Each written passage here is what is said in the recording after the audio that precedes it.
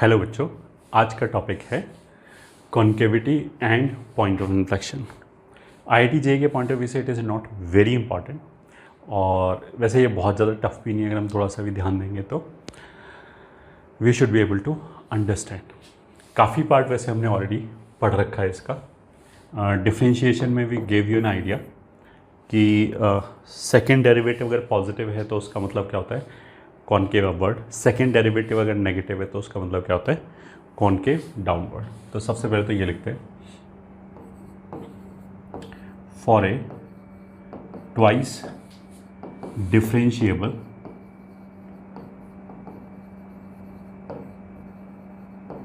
Function y double dash greater than 0 implies concave upward. ठीक है, concave upward का मतलब क्या है, this implies slope will be an increasing function.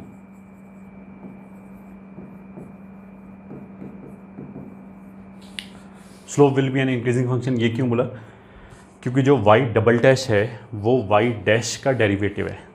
तो अगर y डैश का डेरिवेटिव पॉजिटिव है तो y dash of course increasing function होगा। तो जो कॉनकेव अपवर्ड है वो ऐसे भी हो सकता है एंड ऐसे भी हो सकता है।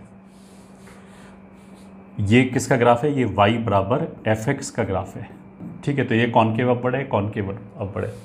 जैसे इस वाले ग्राफ को हम कॉनकेव अपवर्ड भी बोल सकते हैं एंड कॉन्वेक्स डाउनवर्ड भी बोल सकते हैं। कॉन्वेक्स वाली साइड ये, तो दिस इज टुवर्ड्स डाउन, और ये ऊपर की तरफ है तो कॉनकेव अपवर्ड या कॉन्वेक्स डाउनवर्ड बोल सकते हैं, दोनों एक ही बात है।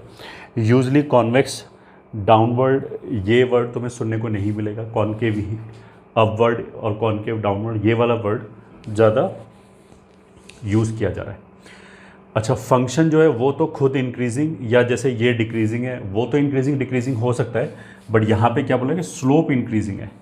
तो इसके ऊपर अगर मैंने यहाँ पे टेंजेंट रखा और जैसे जैसे हम आगे जाएं वैसे वैसे यू कैन सी ये एंगल बढ़ता जा रहा है, एक्यूट है तो पॉजिटिव साइड में बढ़ता जा रहा है। उसका मतलब क्या है कि ये इंक्रीजिंग फंक्शन है, tan थीटा इंक्रीज करता जाएगा। इस वाले ग्राफ पे ये देखो ज़्यादा नेगेटिव है, स्लोप नेगेटिव है इसका, तो क्योंकि ये डिक्रीज कर रहा है। बट अगर जैसे जैसे हम आगे जाएंगे ये कुछ ऐसे होगा, -5 -4 -3 -2 ऐसे करके आएगा। तो वैल्यू वाइज तो वो भी बढ़ ही रहा है, तो इसलिए दोनों इंक्रीजिंग फंक्शन। ठीक है, फर्स्ट पार्ट ये हो गया। And second part, if y double dash is negative this implies concave downwards. ठीक है, एंड इसका मतलब क्या है कि कॉनकेव डाउनवर्ड पे slope will be decreasing function. तो इसमें जो ग्राफ है वो कॉनकेव डाउनवर्ड ऐसे भी हो सकता है एंड ऐसे भी हो सकता है। तो जैसे अगर हम इसकी बात करें, इसमें y डैश पॉजिटिव है, y डबल डैश पॉजिटिव है। y डैश पॉजिटिव क्यों है, क्योंकि ग्राफ इंक्रीजिंग है, ऊपर जा रहा है। ये अलग ग्राफ है, ये अलग ग्राफ है, दो ग्राफ है अलग अलग। y डबल डैश पॉजिटिव क्यों है, क्योंकि कॉनकेव अपवर्ड है। इसकी बात करें तो ये डिक्रीजिंग है, तो इसमें y डैश नेगेटिव है but y double dash positive है क्योंकि कॉनकेव अपवर्ड है। ठीक है, इसकी बात करें ये डिक्रीजिंग है तो y डैश नेगेटिव हो गया, एंड कॉनकेव डाउनवर्ड है तो y डबल डैश भी नेगेटिव हो गया। एंड अच्छा, ये graph of course y is equals to F X का है, ये भी y is equals to F X, दूसरा फंक्शन। मतलब ये फंक्शन का ग्राफ है, उसके स्लोप वगैरह का ग्राफ नहीं है। इसमें फंक्शन इंक्रीजिंग है तो y डैश पॉजिटिव होगा, और कॉनकेव डाउनवर्ड है तो y डबल डैश तो नेगेटिव होगा। ये हो गया हमारा फर्स्ट कॉन्सेप्ट। अब आगे चलते हैं, second point, for concave upward curve, for concave upward curve, if we join any 2 points on it, then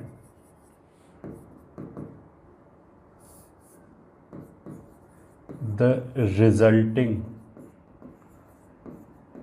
line segment will lie entirely above, और दोनों को लिख लेते हैं, कॉनकेव अपवर्ड और डाउनवर्ड भी लिख लेते हैं।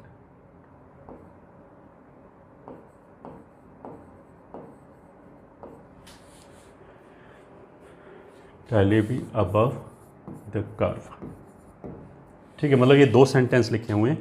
पहले सेंटेंस में तो क्या बोला गया है कि अगर कॉनकेव अपवर्ड कर्व है, ठीक है, जैसे ये कॉनकेव अपवर्ड कर्व हो गया, इसके ऊपर तुम कोई भी 2 पॉइंट लो, मान लिया ए और बी, उनको अगर मैंने ज्वाइन किया तो ये जो लाइन सेगमेंट है कर्व के इंटायरली ऊपर ही आएगा। एक तो ये लिखा हुआ है, या फिर इसने क्या बोला कि अगर हमने कोई भी डाउनवर्ड कर्व लिया, उस पर कोई भी 2 पॉइंट ज्वाइन किया, मान लिया ये सी एंड डी, तो इन दोनों को ज्वाइन करके, मतलब कोई भी 2 पॉइंट लो, ये दोनों ले लो, तो भी जो लाइन सेगमेंट आएगा वो इंटायरली बिलो द कर्व आएगा। ठीक है, ये एक्स एक्सिस यही बस लिखाया गया है। ठीक है, अब इसका यूज़ क्या है?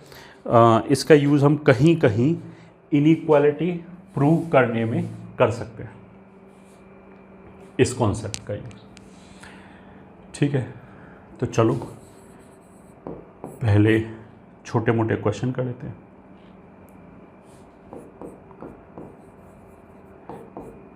आइडेंटिफाई द इंटरवल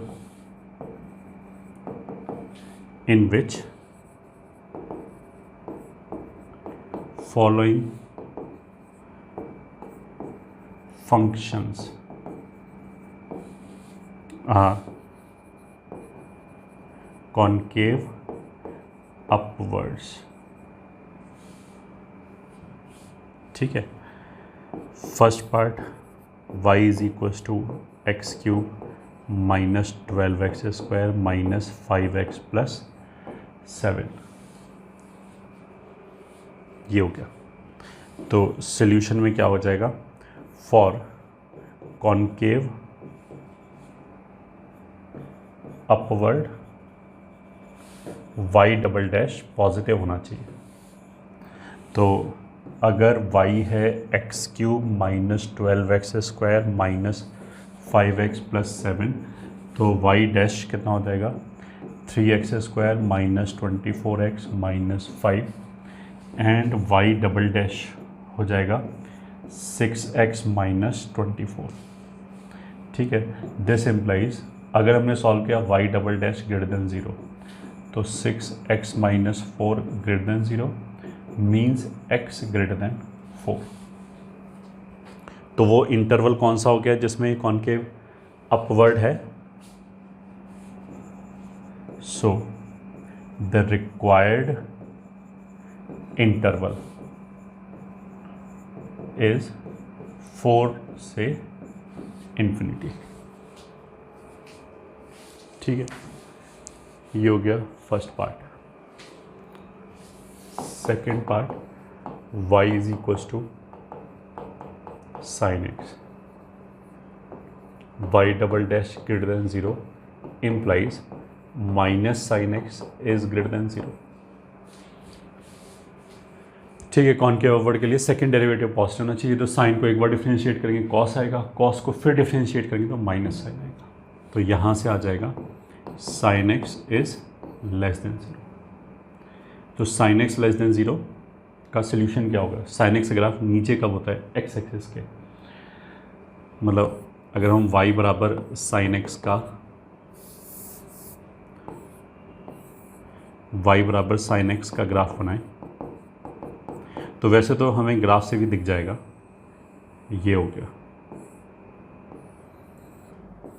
तो हमें क्या सॉल्व करना है? साइन एक्स लेस देन 0, तो लेस देन 0 तो ये हो गया, ये फिर ये और ये, ऐसे करके इन्फाइनाइट इंटरवल्स आएंगे जो पीरियोडिक सेंस में मिल रहा है। तो 0 पाई, 2 पाई, 3 पाई, 4 पाई, तो ये पाई से लेके 2 पाई तक आ गया इसका सोल्यूशन। फिर 3 पाई से 4 पाई तक आ गया, मतलब ऑड मल्टीपल ऑफ पाई से इवन मल्टीपल ऑफ पाई तक अगले वाला। तो this implies x belonging to odd multiple of pi से अगले वाला मल्टीपल क्या होगा, 2n पाई, ये जहाँ पे n कोई भी इंटीजर है, पॉजिटिव नेगेटिव। नेगेटिव होगा तो ये इंटरवल कवर हो जाएंगे सारे। ठीक है, ग्राफ से भी दिख रहा है, हमें तो कॉनकेव अपवर्ड चाहिए था, तो ये दिख रहा है ये कॉनकेव डाउनवर्ड है, इतना पोर्शन जो है वो कॉनकेव अपवर्ड है, फिर डाउनवर्ड है, फिर अपवर्ड है, तो अपवर्ड ही चाहिए था, तो ये इंटरवल्स हो जाएंगे जहाँ पे अपवर्ड है। ये तो हो गया कौन से वाला पार्ट जिसमें हमने ये बोला है कि कॉनकेव अपवर्ड कब होगा, कॉनकेव डाउनवर्ड कब होगा, इस तरह की चीज़। सेकेंड डेरिवेटिव को सॉल्व कर लिया। ठीक है, अब इस पे इससे रिलेटेड हम कुछ क्वेश्चन करते हैं, क्वेश्चन 3 से related. Question 2, let f(x) is twice differentiable function. अच्छा, ट्वाइस डिफरेंशिएबल फंक्शन का मतलब ये नहीं होता कि दो बार डिफरेंशिएट ही कर सकते हैं, बस ऐसा कुछ नहीं है। इसका मतलब ये है कि 2 बार अगर हमने डिफरेंशिएट किया तो वो एग्जिस्ट करेगा, उसके बाद 3rd बार 4th टाइम से हो भी सकता है, नहीं भी हो सकता, उसके बारे में कुछ कह नहीं सकते। But y dash and y double dash तो डेफिनेटली एग्जिस्ट करता है। इसका मतलब ये, let f(x) is twice differentiable function and y double dash is less than 0। ठीक है, ऑल्सो लेट, मतलब y डबल डैश बोलो या f double dash x is less than 0। Also let alpha is equals to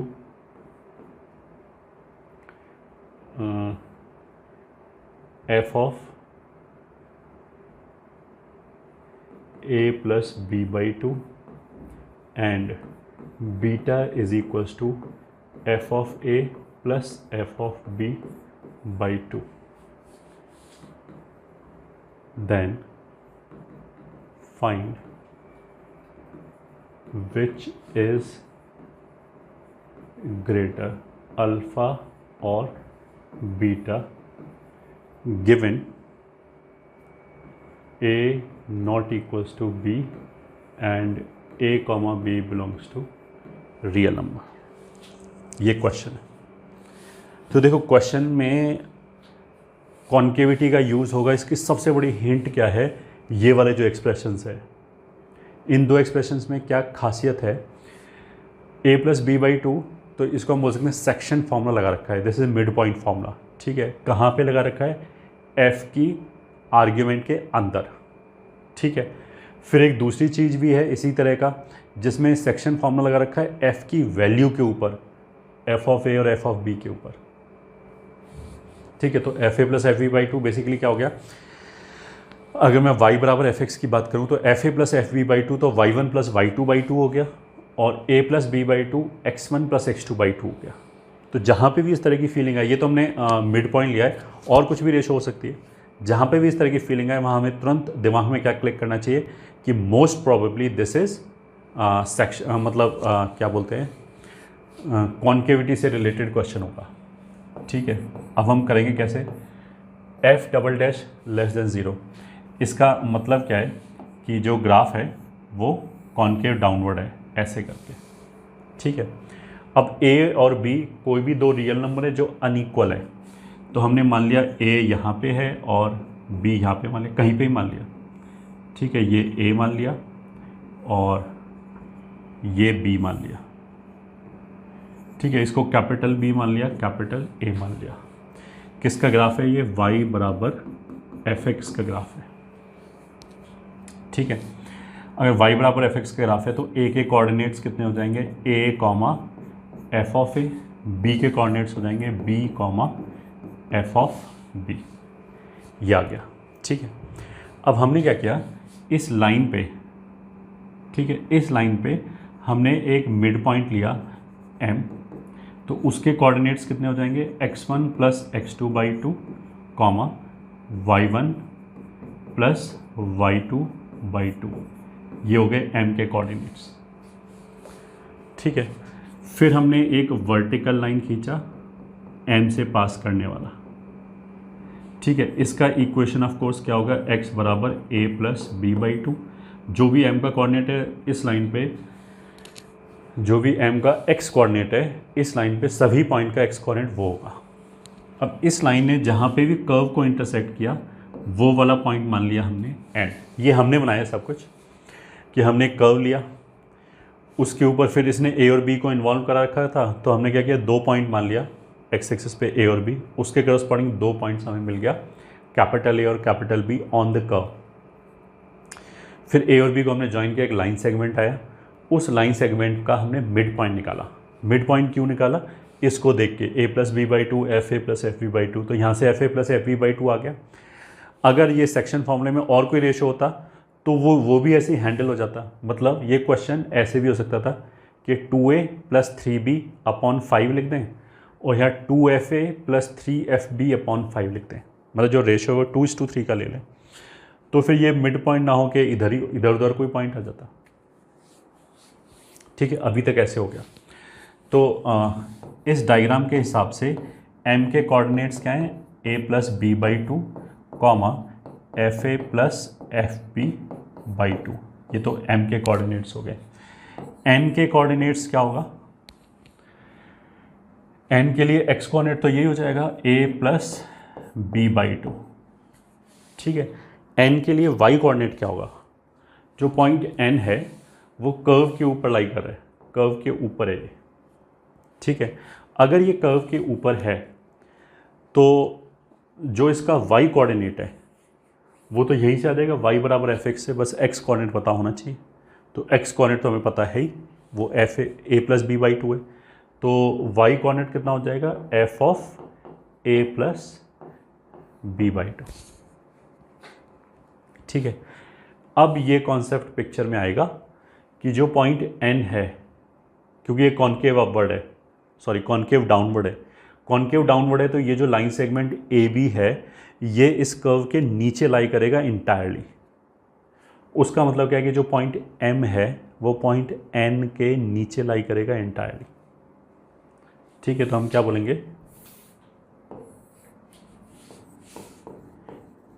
clearly as curve is concave downwards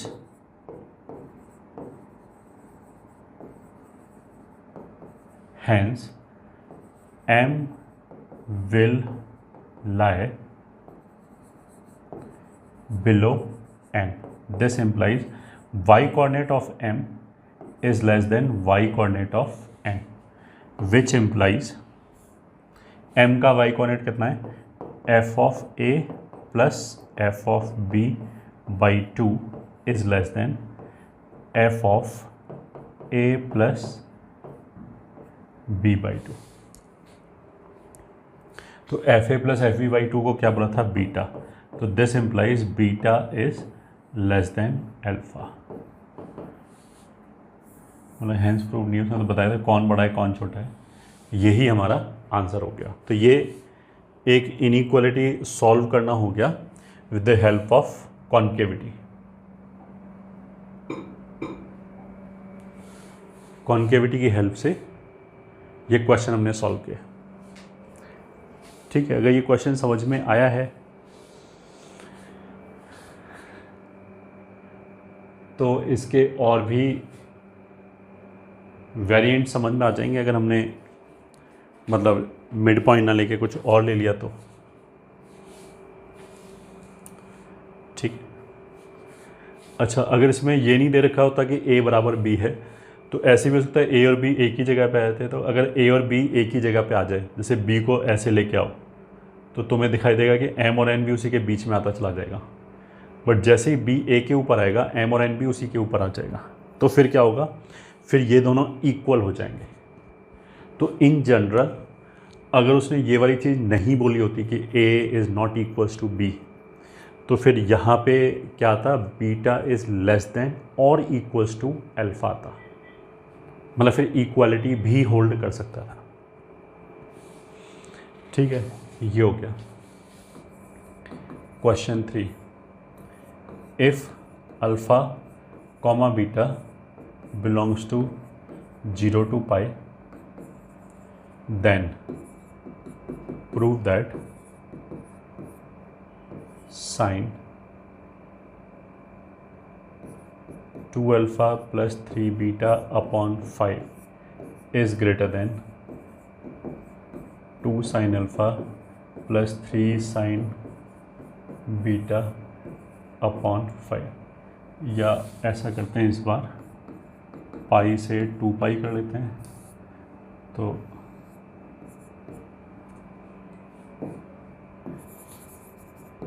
solution,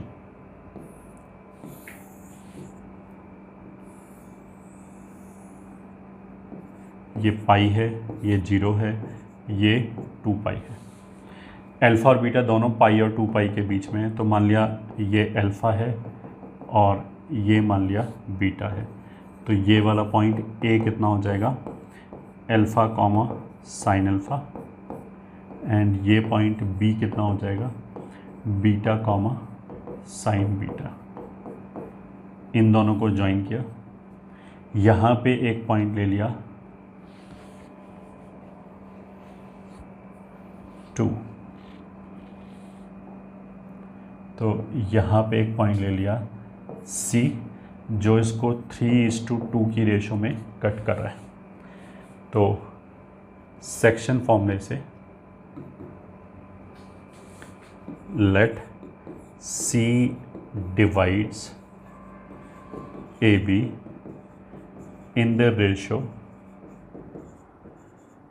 3:2। अब ये 2 और 3 का ratio देख के समझ में आ गया हो, जैसे 2 और 3, 2 + 3 5 होता है, तो ये मेरे को क्लिक कर जाना चाहिए कि ये क्या है, सेक्शन फॉर्मूला है।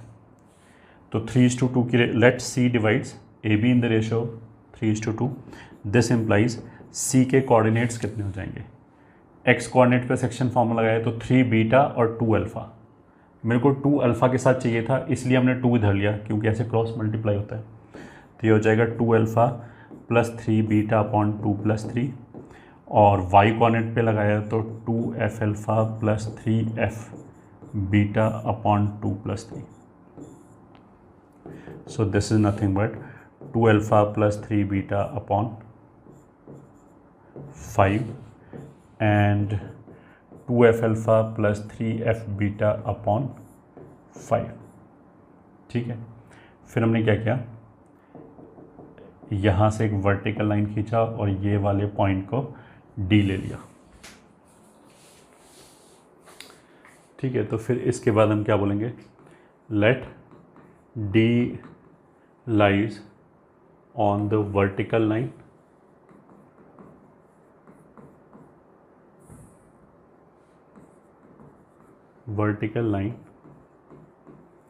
passing through C, and it also lies on the curve। अब वर्टिकल लाइन पे तो इन्फाइनाइट पॉइंट है, तो डी में क्या खासियत है कि ये कर्व के ऊपर भी लाई कर है, and also lies on the curve. तो दिस इम्प्लाइज डी के कोऑर्डिनेट्स कितने हो जाएंगे, एक्स कोऑर्डिनेट तो सेम रहेगा 2 alpha plus 3 beta upon 5, curve y बराबर साइन एक्स है, तो अगर मेरे को एक्स कोऑर्डिनेट पता है तो वाई कोऑर्डिनेट इसी का साइन हो जाएगा 2 अल्फ़ा प्लस 3 बीटा अपॉन 5। ठीक है, अब हम क्या बोलेंगे, as curve is concave upwards in pi से लेके 2 पाई तक, hence D lies below C। This implies y coordinate of C is greater than or equals to y coordinate of D। अब इसमें तो क्लियर कट दिखाई दे रहा है कि सी ऊपर ही होगा, तो हमने इक्वल्स टू क्यों लगाया, क्योंकि अगर अल्फा और बीटा बराबर हो जाए तो दोनों पॉइंट सेम जगह पे आ जाएगा। ये ठीक है, equality will hold if alpha is equals to beta, if alpha is equals to beta.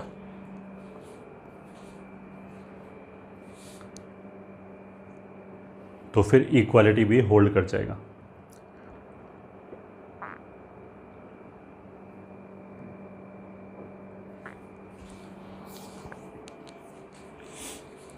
This implies F alpha basically sine x की बात कर रहे हैं तो ये हो जाएगा 2 alpha plus 3 beta upon 5 comma function तो एफ जो है वो साइन एक्स है, तो ये हो जाएगा 2 sine alpha plus 3 sign beta upon 5, तो ये हो जाएगा 2 साइन अल्फ़ा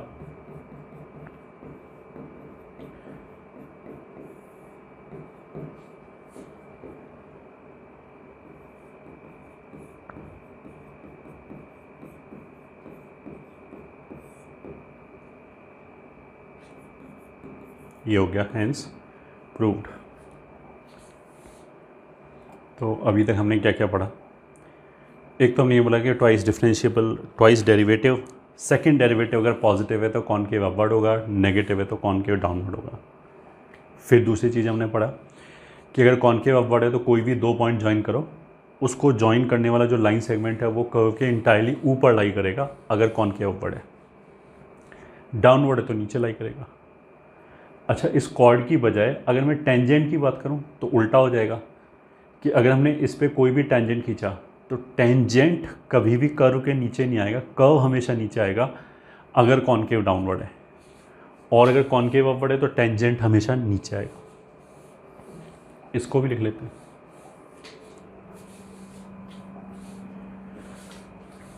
ठीक है, थर्ड पॉइंट,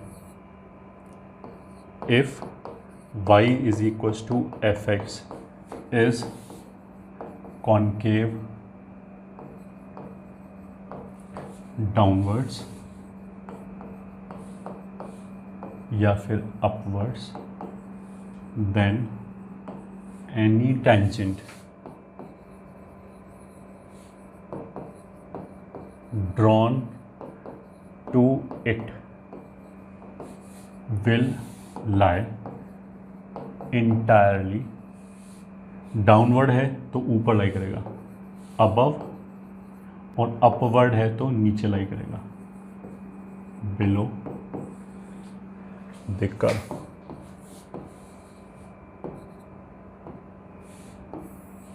ठीक है, तो डाउनवर्ड है तो कोई भी टेंजेंट जो होगा वो हमेशा ऊपर लाई करेगा, और अगर कर्व अपवर्ड है तो कोई भी टेंजेंट नीचे लाई करेगा। इसका मतलब ये, ठीक है।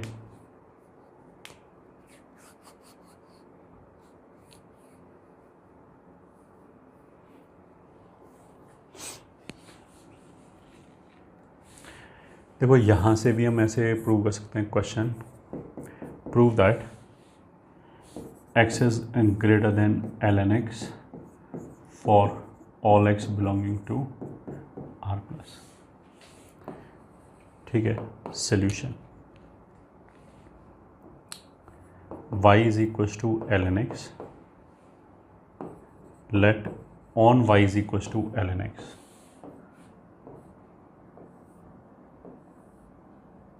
ये y is equals to x है, इसका स्लोप कितना है 1। ठीक है, ये y is equals to ln x है। अब y is equals to ln x पे हमने वो पॉइंट ढूंढा जहाँ पे टेंजेंट का स्लोप 1 है। Let on y is equals to ln x there is a point a where slope is 1। मतलब हम ये देख रहे हैं कि इस लाइन के पैरेलल टेंजेंट किस पॉइंट पे आएगा। Slope is 1. This implies y dash बराबर 1/x बराबर 1 implies x is equal to 1. तो इसका मतलब क्या हो गया? This implies a is 1,0. मतलब a पॉइंट पे अगर टेंजेंट का स्लोप 1 है तो उसके लिए x कोऑर्डिनेट 1 हो गया. x कोऑर्डिनेट अगर 1 है तो यहाँ पे x की जगह 1 रखा, ln 1 0 हो गया, तो y कोऑर्डिनेट कितना हो गया? 0. ठीक है, तो इसका मतलब ये हो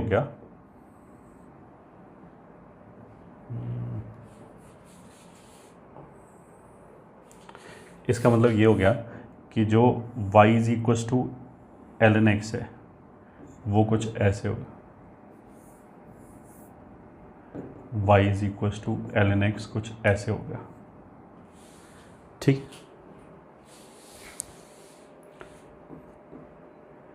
तो equation of tangent at a वो कितना आ जाएगा? y माइनस y1 बराबर स्लोप तो 1 हमने लिया ही था इंटू x माइनस x1. तो यह आ गया y बराबर x minus 1 which clearly lie below the line y is equals to x, and as y is equals to ln x is concave downwards,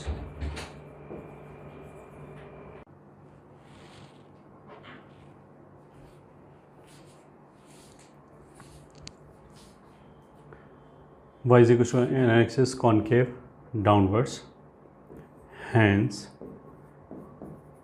curve will lie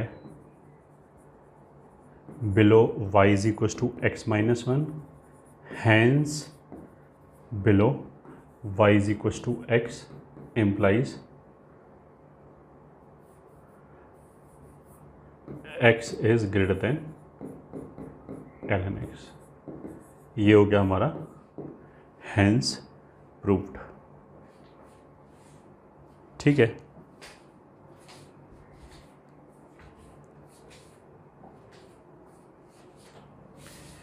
एक और question देख लेते हैं.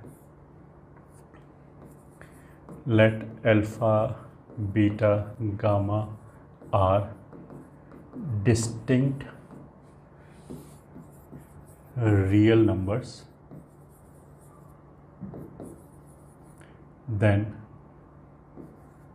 prove that e raised to power alpha plus e raised to power beta plus e raised to power gamma upon 3 is greater than e raised to power alpha cube root of e raised to power alpha plus beta plus gamma. Solution: to prove e raised to power alpha plus e raised to power beta plus e raised to power gamma upon 3 is greater than, इस जो cube root को ऊपर ले जा सकते हैं power में, तो ये आ जाएगा alpha plus beta plus gamma. ठीक है, अब ये जो क्वेश्चन का स्ट्रक्चर है इसी से मेरे को समझ में आना चाहिए कैसे होगा. e raise to power x एक फंक्शन है, यहाँ पे जो लिखा हुआ है वो तो आर्ग्यूमेंट के अंदर लिखा हुआ है alpha plus beta plus gamma by 3. यहाँ पे जो लिखा हुआ है वो फंक्शन की वैल्यू ई रेस्ट पर अल्फा, ई रेस्ट पर बीटा और ई रेस्ट पर गामा के ऊपर सेम ही रूल लग रहा है काइंड ऑफ. ये ठीक है, यहाँ पे भी दिस प्लस दिस बाई 3 है, यहाँ पे भी दिस प्लस दिस बाई 3 है. तो इससे मेरे को समझ आना चाहिए कि कुछ कॉन्केविटी से लेना देना होगा. ठीक है, तो ये मान लिया ग्राफ हो गया ई रेस्ट पर एक्स का, y बराबर ई रेस्ट पर एक्स. तो हमने क्या किया, क्वेश्चन तो सिमेट्रिक है, तो अल्फा बीटा गामा में हम किसी को भी बड़ा किसी को भी छोटा मान सकते हैं, बिकॉज क्वेश्चन सिमेट्रिक है अल्फा बीटा गामा के अंदर. ठीक है, अब उसने ये बोला है कि डिस्टिंक्ट है, तो हमने मान लिया कि नंबर लाइन पे ये मान लिया अल्फा है, ये मान लिया बीटा है और ये मान लिया गामा है, ऐसे लोग हैं. तो अब देखो ये जो है, चलो इसको भी 3 पॉइंट बोल देते हैं, ABC। तो इस डायग्राम के हिसाब से ए के कोऑर्डिनेट्स कितने हो जाएंगे, alpha comma e raise to power alpha, B का कोऑर्डिनेट्स हो जाएगा beta comma e raise to power beta, gamma comma e raise to power gamma. अब दिस प्लस दिस बाई 3, तो y1 plus y2 plus y3 by 3, उसका मतलब तो इसका centroid हो गया। तो सेंट्रॉइड हमेशा ट्राइंगल के अंदर लाई करता है। तो let G is centroid of triangle ABC। This implies G के कोऑर्डिनेट्स कितने हो जाएंगे, x1 plus x2 plus x3 by 3 comma e raise to power alpha plus e raise to power beta plus e raise to power gamma by 3, ऐसे हो जाएगा। ठीक है, अब वही जो हम बार बार करते हैं कि हमने G से पास करने वाली एक वर्टिकल लाइन लिया जिसने इस कर्व को मान लिया H पे कट किया। तो let GH is a vertical line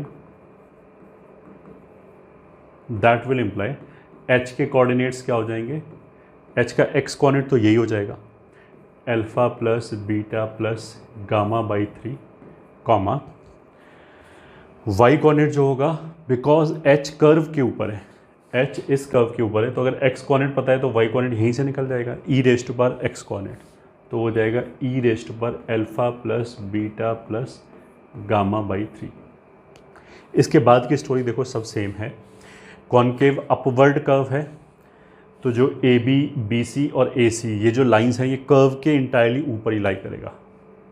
उसका मतलब क्या है कि पूरा ट्राइंगल कर्व के ऊपर लाई करेगा। सेंट्रॉइड G जो है वो ट्राइंगल के अंदर लाई करता है, तो सेंट्रॉइड भी कर्व के ऊपर लाई करेगा। ये ठीक है, clearly G lies above H, that implies y coordinate of G is greater than y coordinate of H, that in turn implies y coordinate of G हो गया e raised to power alpha plus e raised to power beta plus e raised to power gamma by 3 is greater than y coordinate of H हो जाएगा e raised to power alpha plus beta plus gamma by 3, बस hence proved। ये हो गया हमारा। अब आगे चलते हैं। Fourth point is point of inflection is a point where curve changes its concavity। मतलब ये कर्व के ऊपर वो पॉइंट हो गया जहाँ पे उस पॉइंट से पहले अगर कर्व कॉन्केव अपवर्ड है तो उस पॉइंट के बाद में क्या होगा, कॉन्केव डाउनवर्ड। ये ठीक है, इमीडिएट नेबरहुड की बात चली है, हो सकता है आगे जाके वापस चेंज हो जाए कॉन्केव अपवर्ड में। पॉइंट ऑफ इन्फ्लेक्शन का मतलब क्या है कि लेफ्ट उस पॉइंट के थोड़ा सा पहले और थोड़ा सा बाद में कॉन्केविटी उल्टा होगा, या तो अपवर्ड से डाउनवर्ड की तरफ जा रहा होगा या डाउनवर्ड से अपवर्ड की तरफ जा रहा होगा।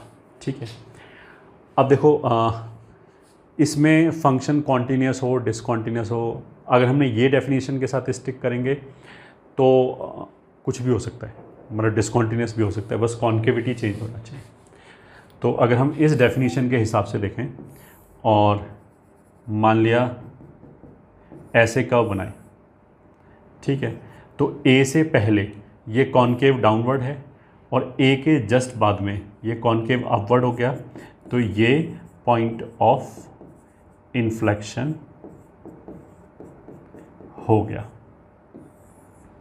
ठीक है, एग्जाम्पल 1। फिर एग्जाम्पल 2, अगर मैं ऐसे ग्राफ बनाऊं B, तो ये भी पॉइंट ऑफ इन्फ्लेक्शन हो गया एक्स एक्सिस, बिकॉज यहाँ कॉन्केव डाउनवर्ड है, फिर कॉन्केव अपवर्ड हो गया।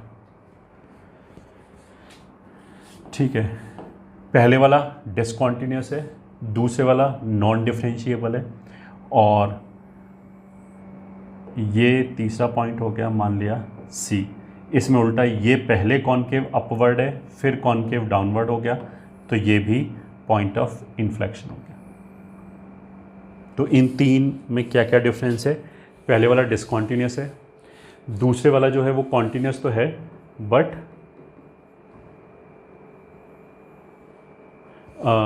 नॉन डिफरेंशिएबल है, तीसरे वाला जो है ये कॉन्टिन्यूस और डिफरेंशिएबल दोनों है।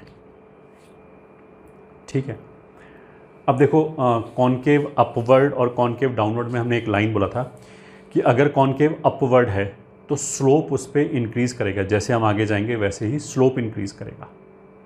ठीक है, कॉन्केव डाउनवर्ड है तो स्लोप डिक्रीज़ करेगा। अब तुम इसको ऐसे विजुलाइज करो कि अगर मान लिया x बराबर a, ये ठीक है, अब डिफरेंशिएबल फंक्शन की बात करें, अगर x बराबर a,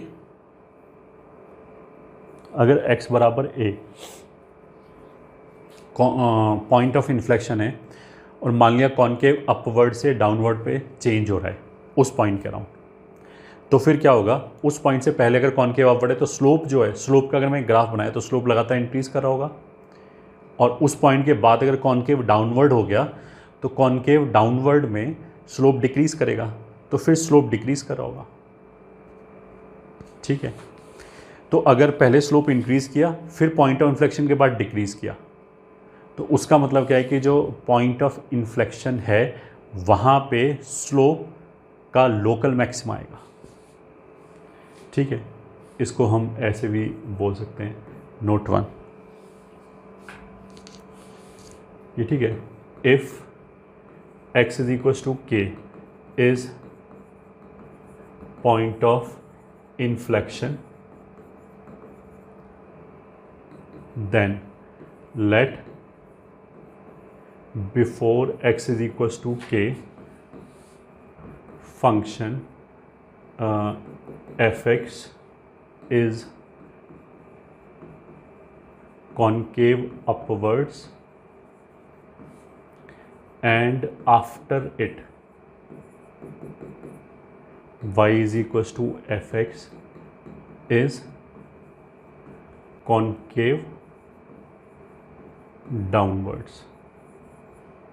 ठीक है, मतलब कुछ इस तरीके से हो गया, ये मान लिया k हो गया और ये y बराबर fx हो गया। तो इस रीजन में क्या होगा?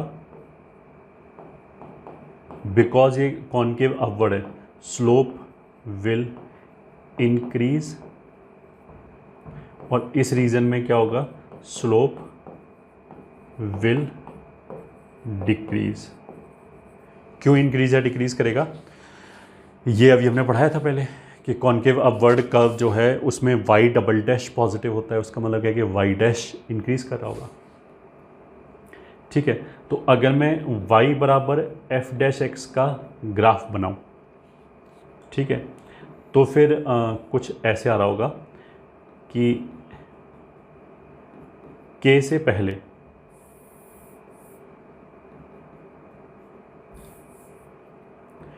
y बराबर f डैश x का ग्राफ बनाते हैं।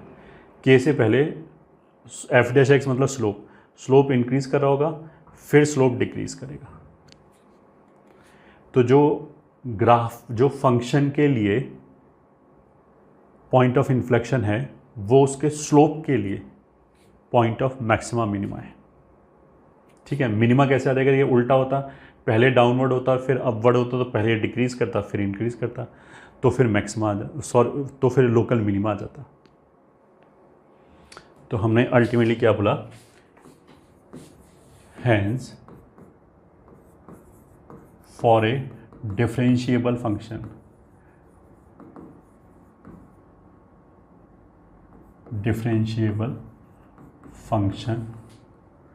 y is equals to fx if x is equals to k is point of inflection, then x is equals to k will be point of local maxima or minima for y is equals to f dash x। तो point of inflection निकालने का मतलब क्या है differentiable function के लिए कि हमें लोकल मैक्सिमा या लोकल मिनिमा निकालना है।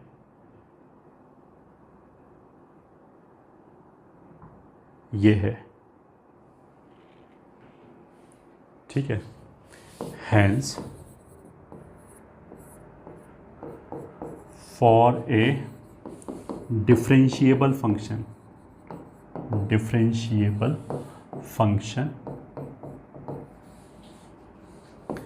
to find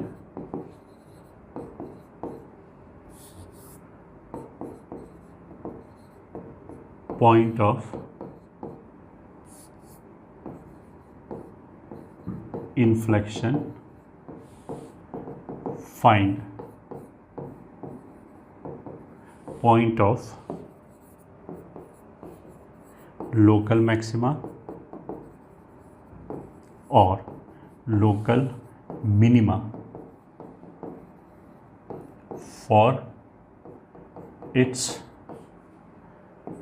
slope।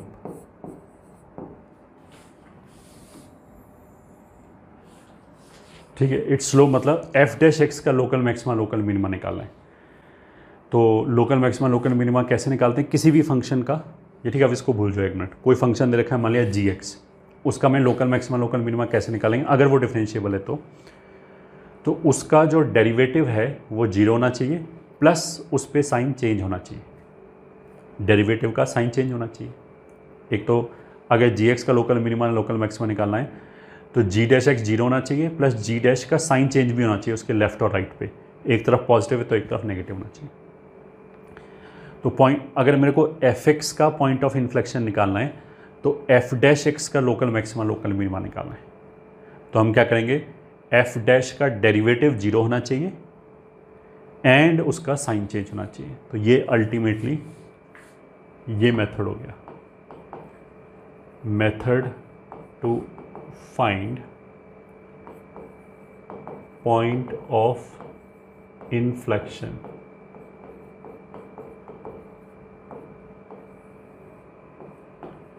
For a twice differentiable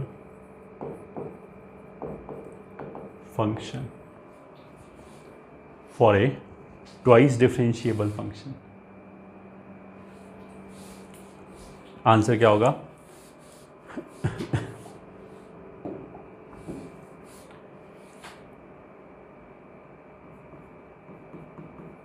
find the roots of f double dash x is equals to 0 where f double dash x changes its sign. मतलब f double dash x बराबर 0 का अगर कोई ऐसा root आ रहा है जिस पे उसका साइन चेंज नहीं हो रहा है तो वो हमारे लिए बेकार है, हमें तो वो चाहिए जिस पे साइन चेंज भी होना चाहिए। ठीक है, ये हो गया।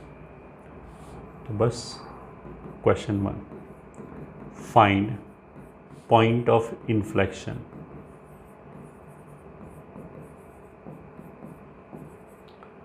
For following functions.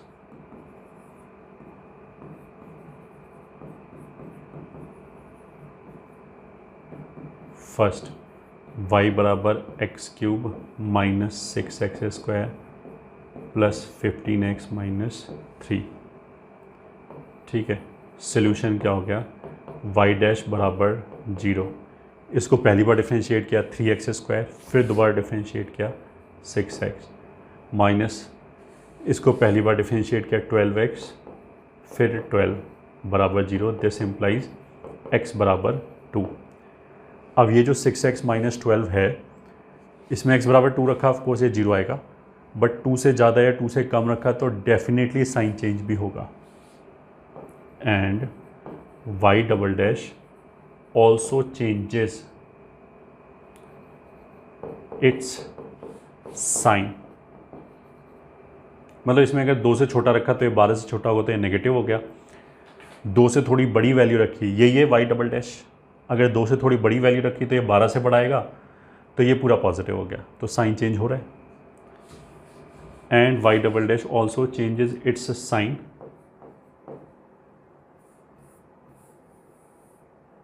Hence it is point of inflection.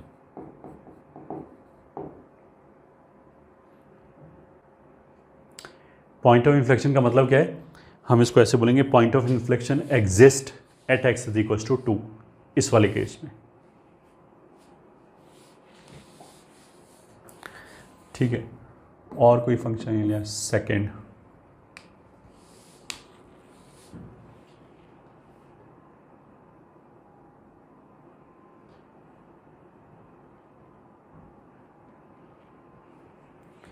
Second ले लिया, मान लिया y is equals to x upon 1 plus x square.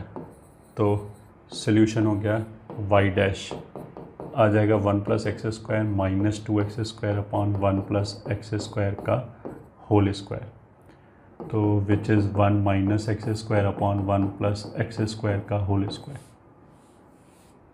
ठीक है, फिर डिफ्रेंशिएट किया y डबल डैश, तो minus 2x 1 plus x square का whole square minus twice of 1 plus x square into 2x into 1 minus x square upon 1 plus x square की power 4।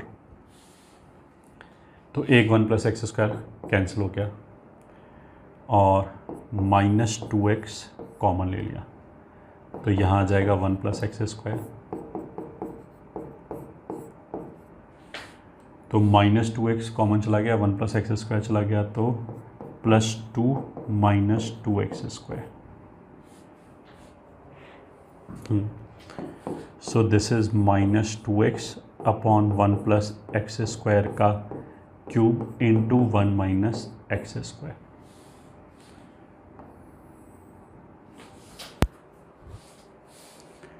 तो y double dash बराबर 0 implies x बराबर 0 minus 1 1।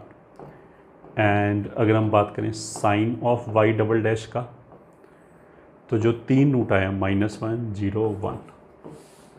ठीक है, इसको हम ऐसे लिख सकते हैं 2x x square minus 1 upon 1 plus x square का क्यूब। अच्छा नहीं, 2 रे के 3 होगा, तो this should be 3 minus x square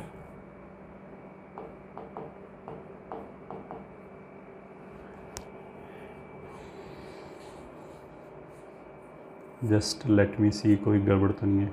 2x common निकाल दिया, माइनस कॉमन निकाल दिया, 2 माइनस 2x स्क्वायर।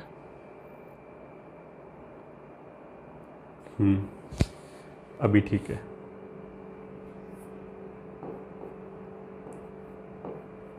ये 3 हो जाएगा, तो ये हो जाएगा माइनस √3, ये हो जाएगा √3 प्लस माइनस प्लस माइनस। तो इन तीनों जगह पे ही साइन चेंज हो रहा है, तो तीनों ही क्या हो जाएगा, पॉइंट ऑफ इन्फ्लेक्शन।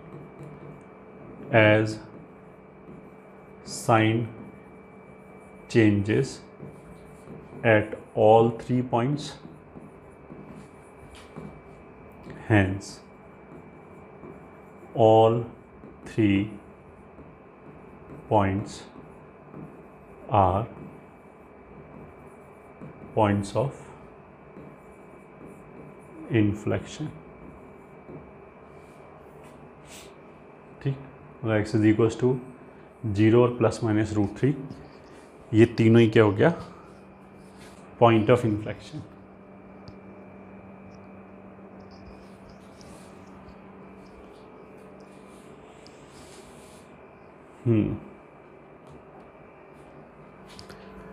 तो this was all about point of inflection and concavity. And जैसा मैंने बोला था कि it is not a very important topic. अगर मान लिया दिक्कत है, टाइम कम है, तो we can also skip it. There is a very less probability कि इससे रिलेटेड क्वेश्चन आए। एओडी में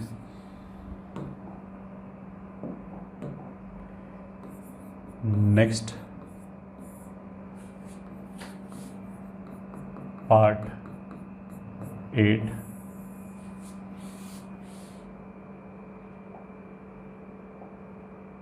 पार्ट 7, हाँ शायद पार्ट 8 ही है।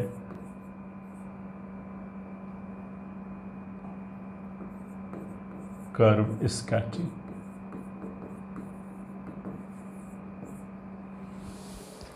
ठीक है, कर्व स्केचिंग का मतलब क्या है? देखो, पूरे कैलकुलस में सबसे पहले तो हमने क्या पढ़ाया? बेसिक कर्व्स, कि y is equal to sine x कैसे बनेगा, e raise to power x कैसे बनेगा, ln x कैसे बनेगा। एक वो वाला पार्ट हो गया।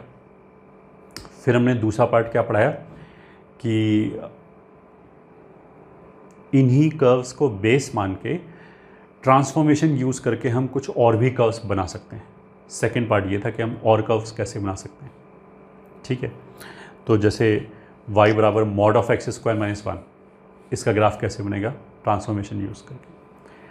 अब बेसिकली हमने लिमिट, कॉन्टिन्यूटी, डिफरेंशिएबिलिटी ये सब पढ़ लिया है। तो अब हम थोड़े और भी कर्व्स बना सकते हैं जिनको हम एनालाइज कर सकते हैं। मतलब कर्व में जितने भी फैक्टर्स हैं, जैसे लिमिटिंग वैल्यू क्या होगी, फंक्शन का बिहेवियर कैसा होगा, डेरिवेटिव से हम एनालिसिस कर सकते हैं कि कहाँ पे इंक्रीज़, कहाँ पे डिक्रीज़ करेगा। इस तरह की चीज़ें एनालिसिस करके अब हम फुल फ्लेज्ड कर्व बना सकते हैं। बट इसका ये मतलब नहीं कि दुनिया में कोई भी कर्व ला के देते हैं हम वो बना ही लेंगे, क्योंकि ये जो एनालिसिस है ये होना भी चाहिए। इसके करस्पॉन्डिंग जो इक्वेशंस या इनइक्वालिटी जो बन रहा है वो सॉल्व भी होना चाहिए। ठीक है, तो ऐसा भी नहीं कि हम अपने दिमाग से कोई कर्व लिख लें फिर हम सोचेंगे ये कैसे बनेगा। हो सकता है कि उसका एनालिसिस हो ना पाए। तो जो अभी करेंगे हम कर्व स्केचिंग, उसमें हम डेरिवेटिव की एनालिसिस, मेनली डेरिवेटिव की एनालिसिस ही है, वो करके भी कर्व बना सकते हैं। But again that does not give U A guarantee कि दुनिया का हर कर्व ड्रॉ हो जाएगा। ठीक है, अब अगर कर्व स्केचिंग है तो कुछ भी हमें कर्व दे दिया गया, ठीक है, तो फिर हम कैसे बनाएंगे?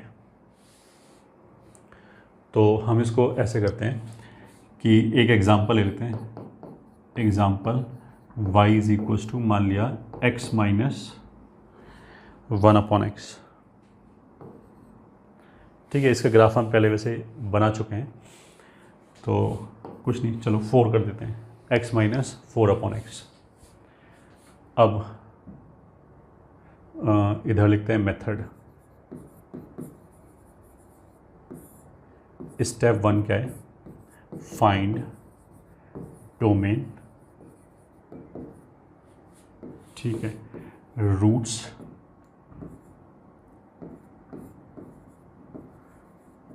पॉइंट्स ऑफ discontinuity,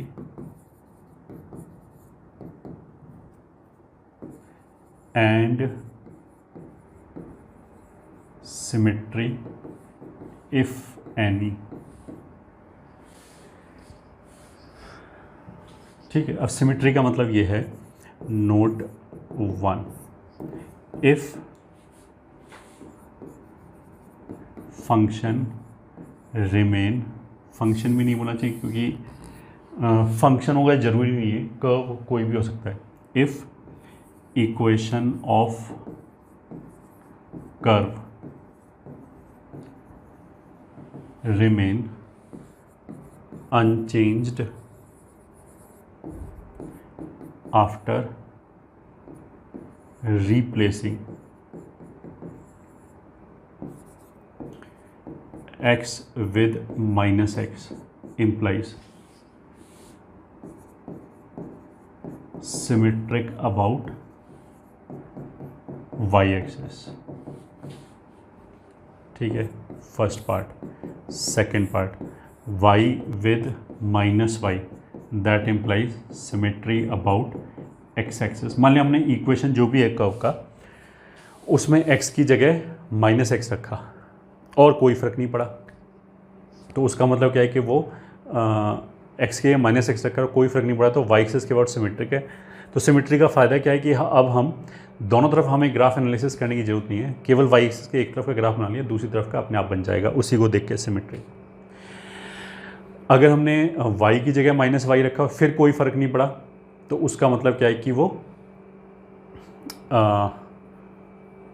अगर उसका कोई फ़र्क नहीं पड़ा तो उसका मतलब क्या है कि वो जो ग्राफ है वो x एक्सिस के अबाउट सिमेट्रिक है, तो केवल हम ऊपर ग्राफ बना सकते हैं और नीचे वाला अपने आप बन जाएगा। ठीक है। थर्ड पॉइंट, अगर हमने x, y को रिप्लेस कर दिया -x -y से और इक्वेशन में कोई फ़र्क नहीं पड़ा, this implies symmetric about origin. ठीक है, तो हमने क्या बोला, डोमेन निकाला, पॉइंट ऑफ डिसकॉन्टिन्यूटी निकाला और सिमेट्री निकाला। तो यहाँ पे इस हिसाब से डोमेन कितना हो जाएगा, डोमेन हो जाएगा r-0। ठीक है, पॉइंट ऑफ डिसकॉन्टिन्यूटी कितना हो जाएगा, x बराबर 0। ठीक है, रूट कितना हो जाएगा, रूट हो जाएगा x बराबर -2 एंड 2। ठीक है, अब देखो अगर मैं ये देखूँ y ग्रेटर देन 0 कहाँ पे है, तो y कितना हो जाएगा x² -4 upon x greater than 0 कहाँ पे, तो -2 0 2 प्लस माइनस प्लस माइनस, तो y ग्रेटर देन 0 का सोल्यूशन कितना हो जाएगा, x बिलोंग्स टू -2 से 0 यूनियन 2 से इन्फिनिटी। ठीक है, अब इसका यूज़ क्या है कि जो ग्राफ होगा उसमें क्या होगा, जैसे ये -2 है और मान लिया ये 2 है, ये 0 है, तो -2 से 0 के बीच में यहाँ अबव x एक्सिस होगा। ठीक है, 2 के बाद अबव x एक्सिस होगा, यहाँ बिलो x एक्सिस है, जो भी बच गया डोमेन के अंदर से जो भी बच गया वहाँ ऑफ कोर्स y नेगेटिव होगा। किसी को अगर ये डाउट है ना कि हमने y पॉजिटिव ही क्यों सॉल्व किया, नेगेटिव क्यों नहीं सॉल्व किया, क्योंकि दोनों एक दूसरे का कॉम्प्लीमेंट्री है, कोई भी एक सॉल्व कर लो दूसरा अपने आप पता लग जाएगा। तो मेरे को पता लग गया कि y इस जगह पॉजिटिव है, तो डोमेन के अंदर जो भी बच गया वहाँ नेगेटिव होगा, तो इसलिए ग्राफ यहाँ नेगेटिव है तो ग्राफ यहाँ लाई करेगा, यहाँ लाई करेगा। ठीक है, this will give you a very crude idea कि ग्राफ कैसे बनेगा। देखो रूट जो है वो +-2 है, तो इस पॉइंट के थ्रू ग्राफ इस रीजन से इस रीजन में जा रहा होगा। देखो यहाँ ग्राफ आएगा ही नहीं, क्यों नहीं आएगा, क्योंकि -2 से पहले y नेगेटिव है, तो -2 से पहले y नेगेटिव है मतलब नीचे ग्राफ आएगा यहाँ, तो इस पॉइंट के थ्रू वो इस रीजन से इस रीजन में जा रहा होगा। ऐसे ही वो इस पॉइंट के थ्रू जो रूट है, रूट वही होता है ना जहाँ x एक्सिस को कट करेगा, इस पॉइंट के थ्रू वो इस रीजन से इस रीजन में जा रहा होगा। ठीक है, अच्छा अब इसमें अगर मैं x की जगह -x रखूँ एंड y की जगह -y रखें तो कोई फ़र्क नहीं पड़ता, यहाँ से दोनों जगह से माइनस कॉमन आ जाएगा, y से भी माइनस कॉमन आ जाएगा एंड कैंसिल हो जाएगा। उसका मतलब क्या है कि जो ग्राफ है वो ओरिजिन के अबाउट सिमेट्रिक है। ठीक है, तो अब नेक्स्ट पॉइंट क्या है, ये हो गया फर्स्ट, सेकंड, थर्ड, फोर्थ। ठीक है, फिफ्थ क्या हो गया कि अगर हम x, y को रिप्लेस करें -x, y से, तो this implies no change in equation. अगर मैं यहाँ -x रख दूँ, यहाँ -y रख दूँ, जब इस माइनस को उधर ले जाएंगे तो वापस यही इक्वेशन आ जाएगा। This implies symmetric about origin. This implies make graph only for x greater than 0. तो y एक्सिस के हम राइट पे ही ग्राफ बनाएंगे बस, और उसी का ओरिजिन में रिफ्लेक्शन लेके लेफ्ट हैंड साइड वाला ग्राफ आ जाएगा। ओरिजिन में रिफ्लेक्शन लेने का मतलब क्या है कि ऑड फंक्शन टाइप हो गया। तो ओरिजिन में अगर रिफ्लेक्शन लेना है तो हम क्या करेंगे, एक बार एक्स एक्सिस में रिफ्लेक्शन ले लिया, एक बार वाई एक्सिस में रिफ्लेक्शन ले लिया, तो ओरिजिन में हमारा रिफ्लेक्शन आ जाएगा। के बाद स्टेप 2 क्या है, स्टेप 2 है फाइंड वैल्यूज एंड और मतलब जो भी एप्लीकेबल है, limiting values at end points of domain and at points of discontinuity. ठीक है, अब मेरे को ये तो पता होना चाहिए ग्राफ कहाँ से शुरू होगा, कहाँ पे ख़त्म होगा। तो जो भी डोमेन के एंड पॉइंट्स है वहाँ पे हमने फंक्शन की वैल्यू निकाली। अच्छा, इतने सब एनालिसिस से मेरे को ये पता लग गया कि x ग्रेटर देन 0 के लिए ही सॉल्व करना है बस। ठीक है, तो x ग्रेटर देन 0 का मतलब क्या है, 0 से इन्फिनिटी तक। अब 0 से इन्फिनिटी तक x माइनस 4/x में कोई दिक्कत नहीं है, it is continuous and differentiable, तो पॉइंट ऑफ डिसकॉन्टिन्यूटी तो कोई नहीं है। ठीक है, बट 6th पॉइंट में अगर y बराबर x माइनस 1/x लिखा है तो हमारे लिए डोमेन के that is in x belonging to 0 to infinity. ठीक है, डोमेन के हमारे लिए एंड पॉइंट्स क्या हो गया, 0 और इन्फिनिटी। 0 में भी राइट हैंड साइड से आ रहे हैं, तो x is standing towards 0 plus and x is standing towards infinity. अगर x इन्फानेट को जाएगा तो 1/इन्फिनिटी ये 0 को जाएगा। ठीक है, और ये x इन्फानेट को जा रहा है। देखो 1/इन्फिनिटी 0 नहीं होता, ये हमने पहले बोला था, बट वहाँ पे हम क्या बात करते हैं कि इन्फिनिटी रख सकते हैं, तो इन्फिनिटी नंबर नहीं है इसलिए रख नहीं सकते। बट यहाँ तो हम ग्राफ का बिहेवियर देख रहे हैं कि अगर मैं x एक्सिस की तरफ ऐसे जाऊँगा इन्फिनिटी तक तो y की वैल्यू किधर जा रही है। तो अगर x इन्फानेट को जा रहा है, इन्फानेट की तरफ टेंड कर रहा है, ठीक है, तो फिर ये 0 की तरफ टेंड करेगा, वो तो हमने लिमिट में पढ़ ही चुके हैं। और ये इन्फानेट को जाएगा, तो y कहाँ जाएगा, इन्फानेट की तरफ। अगर x जा रहा है 0 प्लस की तरफ तो ये 0 को जा रहा है, और ये 0 प्लस का रेसिप्रोकल प्लस इन्फिनिटी, उसके आगे माइनस लगा हुआ है तो माइनस इन्फिनिटी। तो इस वाले केस में y माइनस इन्फिनिटी की तरफ जाएगा। ठीक है, अब इसको देखो हम कैसे देखेंगे। अगर x 0 प्लस को जा रहा है मतलब y एक्सिस की तरफ राइट हैंड साइड से जा रहे हैं, तो वैल्यू माइनस इन्फिनिटी को जा रहा है, तो माइनस इन्फिनिटी तो नीचे की तरफ जा रहा है, तो उसका मतलब क्या, ग्राफ कुछ ऐसे जाएगा। ठीक है, तो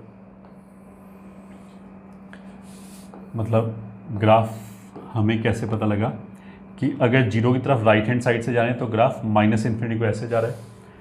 और दूसरा इन्फॉर्मेशन ये था कि अगर x इन्फानेट को जा रहा है तो y इन्फानेट को जाएगा, तो x इन्फिनिटी मतलब y इन्फिनिटी, तो इस डायरेक्शन में इन्फानेट की तरफ जा रहे हैं, तो इस डायरेक्शन में इन्फिनिटी की तरफ ऐसे जा रहा होगा ग्राफ। ये x एक्सिस हो गया, ये y एक्सिस हो गया, ये स्टेप 2 हो गया। बस स्टेप 3 क्या है, find derivative and hence analyze local maxima, local minima,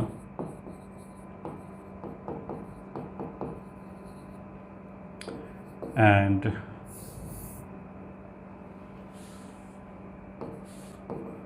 monotonic behavior,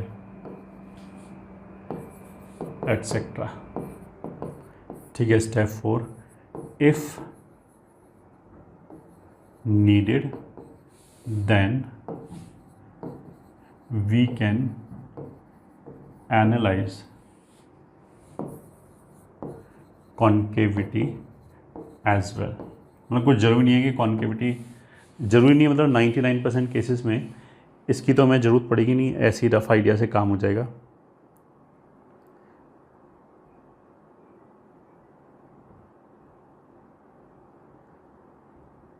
but अगर ज़रूरत पड़े तो फिर हम डिफ्रेंशिएट एक बार और करके कॉन्केविटी भी एनालिसिस कर सकते हैं। ठीक है, तो y बराबर, इसकी बात करें, y बराबर x माइनस 1/x है, तो y डैश कितना हो जाएगा, 1 + 1/x²। Now it is always positive. Always positive का मतलब क्या है कि y इज इंक्रीजिंग। ठीक है, वैसे तो देखो हमारा इतने से ही काम हो गया, बस मेरे को पता है कि इधर ग्राफ जाएगा, इधर ग्राफ जाएगा, और बीच में कुछ ऐसे ऊपर नीचे नहीं करेगा, सीधा सीधा इंक्रीजिंग है, तो सीधा सीधा इसको ऐसे मिला सकते हैं बस। ठीक है, ग्राफ बन गया। फिर उसका 2 बार रिफ्लेक्शन ले लिया, एक बार एक्स एक्सिस में, एक बार वाई एक्सिस में। ठीक है, बट अगर तुम चाहो तो वाई डबल डैश भी देख सकते हो। तो वाई डबल डैश आ जाएगा -2/x³, तो यह आ जाएगा <0। दिस इम्प्लाइज कर्व जो है वो हमेशा कॉन्केव डाउनवर्ड है। ठीक है, तो ये जैसे इन्फिनिटी को जाएगा, इन्फिनिटी को तो ऐसे भी जा सकते हैं और ऐसे भी जा सकते हैं, तो ऐसे जाएगा ये जाएगा, ऐसे नहीं जाएगा, क्योंकि ये कॉन्केव डाउनवर्ड है। ठीक, तो बेसिकली जो ग्राफ बनेगा, इसमें देखो एक छोटा सा ऑब्जर्वेशन और भी कर सकते हैं, वैसे इट इज़ नॉट रिक्वायर्ड, कि x अगर इन्फाइनाइट को गया तो x - 1/x में ये जो 1/x है ये 0 की तरफ जाएगा।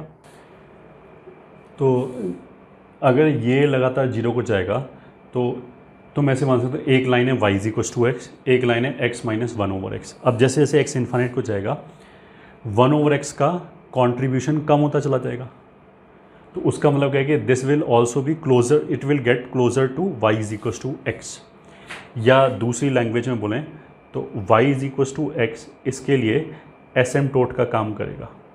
ठीक है, अब ये देखो इतना सब हमें एनालिसिस करने की ज़रूरत नहीं है, फालतू टाइम वेस्ट होगा ये। ठीक है, ये तो मैं तुम्हें ऐसी एक्स्ट्रा नॉलेज के लिए बता रहा हूँ। तो जो ग्राफ है वो यहाँ से देखो चालू हुआ, इधर जाना है, उसको लगातार इंक्रीज़ करना है, कॉन्केव डाउनवर्ड रहना है, और अगर एसिम्पटोट है तो इस लाइन को अप्रोच करना है, तो ऐसे ग्राफ बनेगा। ये हो गया हमारा √2। ठीक है, अब इसका हमने इधर रिफ्लेक्शन लिया, ऐसे आएगा, फिर उसका ऐसे रिफ्लेक्शन लिया, तो यहाँ जो ग्राफ है वो फिर ऐसे आएगा, ये इधर से अप्रोच करेगा, एंड दिस विल बी -2। ये हमारा कंप्लीट ग्राफ हो गया इसका। ठीक है, बस यही इसमें कैलकुलेशन खर्च होगा।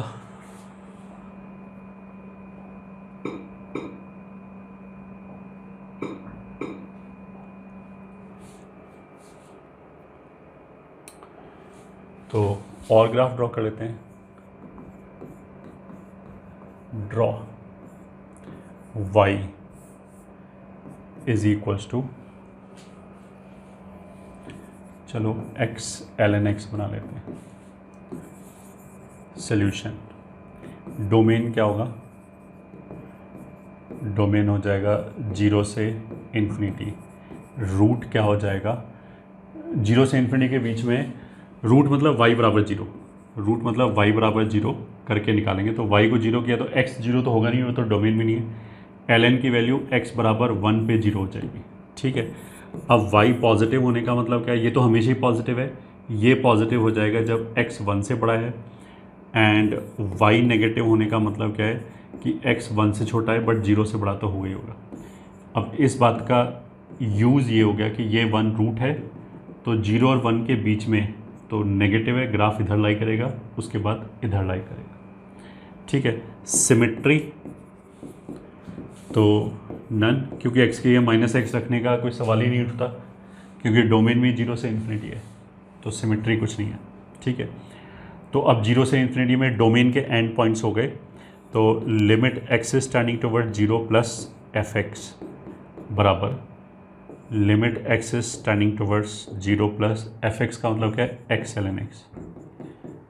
अब ये देखो हमने लिमिट में याद करा रखा है कि ये 0 को जाएगा, ये इन्फिनिटी, सॉरी हाँ, ये 0 को जाएगा, ये -इन्फिनिटी को जाएगा, बट पूरा वैल्यू 0 को जाएगा अगर हम LH रूल यूज़ करें।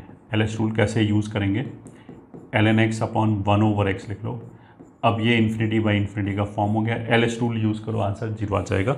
वैसे मैंने ये याद करने के लिए भी बोला था लिमिट्स के लास्ट में। डोमेन का दूसरा एंड पॉइंट क्या है, इन्फिनिटी, तो limit x tending towards infinity fx बराबर क्या हो जाएगा, limit x is turning towards infinity x l n x. तो ये तो इंडिटरमिनेट फॉर्म था क्योंकि 0 इंटू इन्फिनिटी वाला फॉर्म था, इसमें कोई इंडिटरमिनेट फॉर्म नहीं है, ये भी इन्फाइनाइट को जा रहा है, ये भी इन्फाइनाइट को जा रहा है, तो प्रोडक्ट भी इन्फाइनाइट को जाएगा। ठीक है, लिमिट के लिए बोलेंगे, अगर टेक्निकली करेक्ट बोलें तो लिमिट क्या है, तो लिमिट तो डज नॉट एग्जिस्ट है। बट डज नॉट एग्जिस्ट बोलने से हमारा काम नहीं चलता ना, क्योंकि मेरे को तो ग्राफ का बिहेवियर देखना है कि किधर जा रहा है, तो इसलिए हमने ये लिखा है कि इन्फिनिटी को जा रहा है।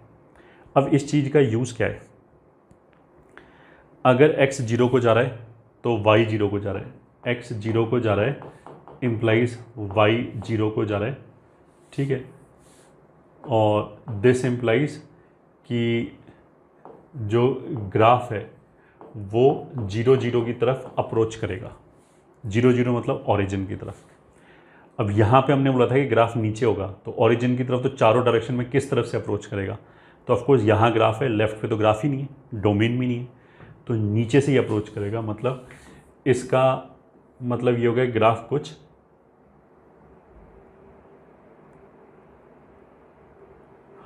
ग्राफ कुछ ऐसे जाएगा, ऐसे जाएगा 0 की तरफ, इस तरफ से,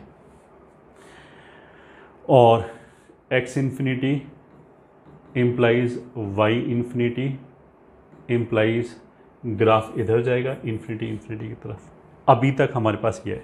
ठीक है, 1 रूट है, तो मेरे को पता लग गया कि अगर इस जगह से इस जगह जाना है तो वाया दिस ग्राफ जा रहा होगा, ऐसे जा रहा होगा ऑफकोर्स, इस रीजन से इस रीजन में अगर जाना है तो 1 x axis y axis origin.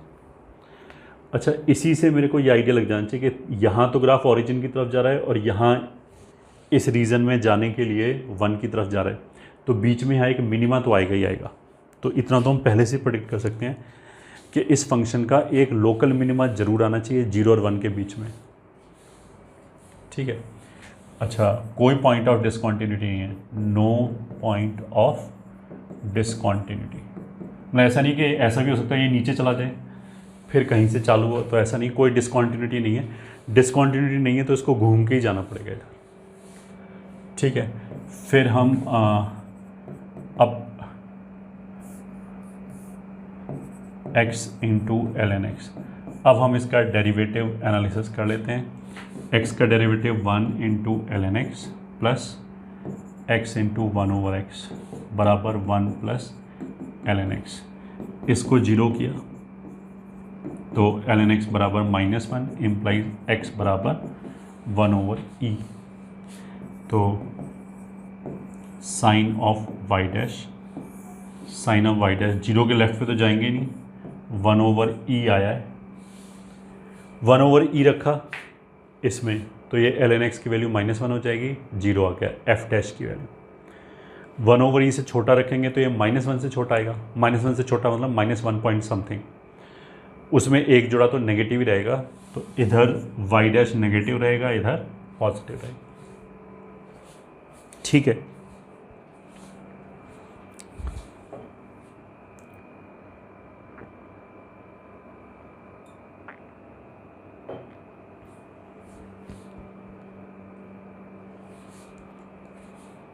उसका मतलब क्या है कि जो हमने बोला था लोकल मिनिमम वाला पॉइंट आएगा वो 1/e पे आ रहा है बेसिकली। तो दिस इज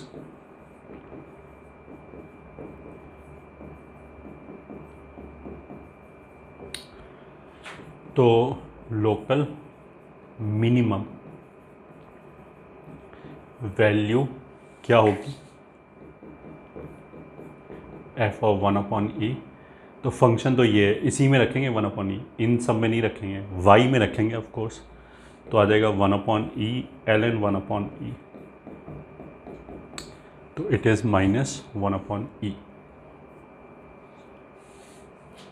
तो देखो अभी तक जो इन्फॉर्मेशन दिया है उसको अगर मैं बिट्स एंड पीसेस में मिलाएं, 1 रूट है, ग्राफ यहाँ आएगा 0 और 1 के बीच में, एंड यहाँ पे आएगा। ठीक है, इस रीजन से इस रीजन में वाया दिस पॉइंट जाएगा। फिर एक पॉइंट 1/e है जहाँ पे लोकल मिनिमा आ रहा है ऐसे, और उस लोकल मिनिमा पे वैल्यू -1/e। जीरो की तरफ जाने पे ग्राफ ऐसे जा रहा है, ठीक है। 1/e जो अभी हमने देखा यहाँ नेगेटिव है, तो f जो है वो डिक्रीज़ करेगा 0 से 1/e के बीच में, और 1/e के बाद हमेशा इंक्रीजिंग होगा, ठीक है। तो यहाँ डिक्रीजिंग होगा, यहाँ इंक्रीजिंग होगा, यहाँ इंक्रीजिंग होगा। यहाँ इंक्रीजिंग होने का मतलब है इस पॉइंट के बाद लगातार इंक्रीज करेगा, और एक हमने बोला था x इन्फिनिटी को जा रहा है तो y इन्फिनिटी को जा रहा है। तो अल्टीमेटली क्या होगा, इधर से ग्राफ चलेगा, लोकल मिनिमा आएगा, लोकल मिनिमा तक ही डिक्रीज करेगा 1/e तक, फिर लगातार इंक्रीज करेगा। ये रूट है तो इसके थ्रू जाएगा, इस रीजन से इस रीजन में लगातार इंक्रीज करेगा। बाकी y क्या था, x इंटू ln x, तो y डैश कितना हो गया 1 प्लस ln x। अब इसकी ज़रूरत नहीं है, फिर भी y डबल डैश हो गया 1/x, and in domain that is always positive. तो जो ग्राफ है वो हमेशा कॉन्केव अपवर्ड है। तो अगर ऑन कॉन्केव अपवर्ड मतलब वो ऐसा नहीं कर सकते नीचे जाए फिर ऊपर जाए, ऐसा कुछ नहीं होगा। इस सारी इन्फॉर्मेशन को अगर हमने एक साथ मिला दिया तो हमें इस तरह का ग्राफ मिलेगा। ये हो गया 1, ये हो गया 1/e, जहाँ पे फंक्शन का वैल्यू इज -1/e ये। तो एक कॉन्केव अपवर्ड ग्राफ हो गया, लगातार इनफाइनाइट तक जा रहा है।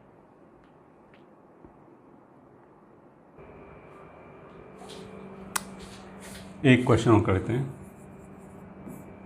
Question,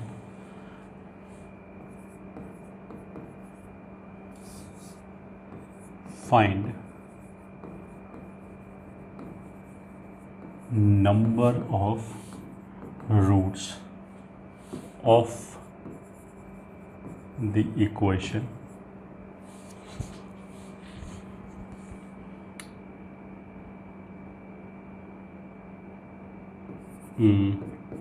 x is equals to k ln mod x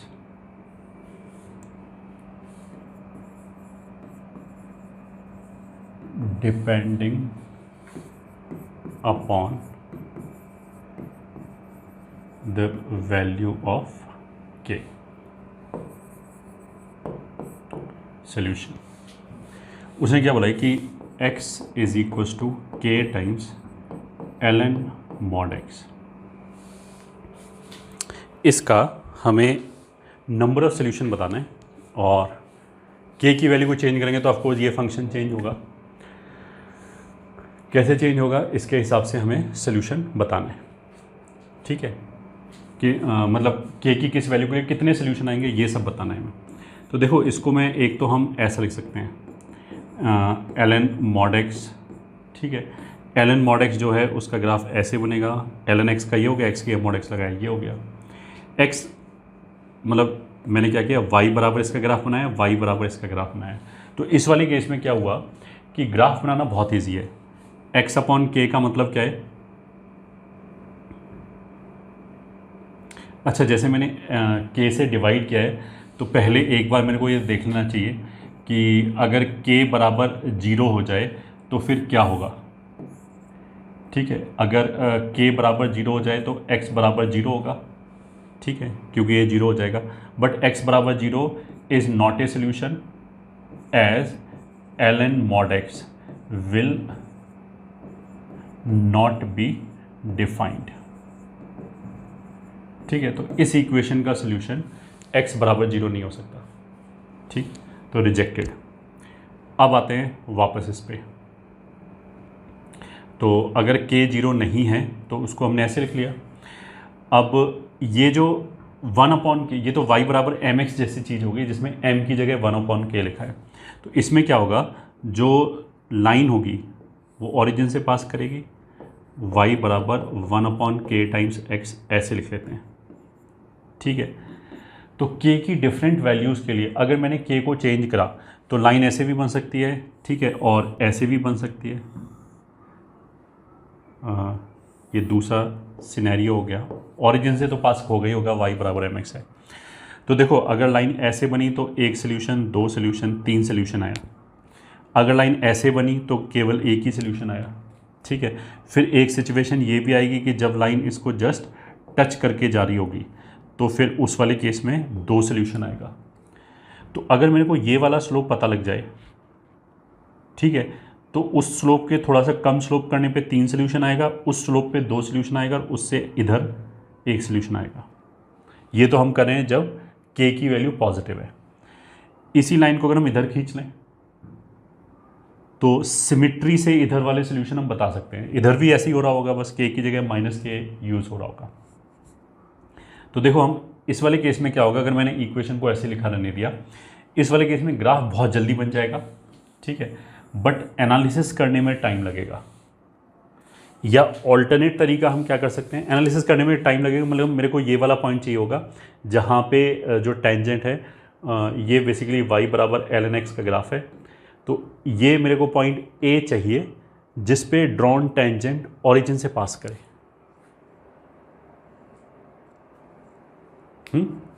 बिल्कुल, मतलब मेरे को वो वाला पॉइंट चाहिए जिसके ऊपर ड्रॉन टेंजेंट ओरिजिन से पास करे। तो चलो पहले हम इसी को सॉल्व कर लेते हैं। ये एक टेंजेंट है और y बराबर ln x का ये ग्राफ है। ठीक है, तो ये हो गया y एक्सिस, ये हो गया x एक्सिस, ये हो गया ओरिजिन। ये पॉइंट मान लिया हो गया a कितना है, अल्फा कॉमा ln अल्फा, ये हो गया y बराबर ln x।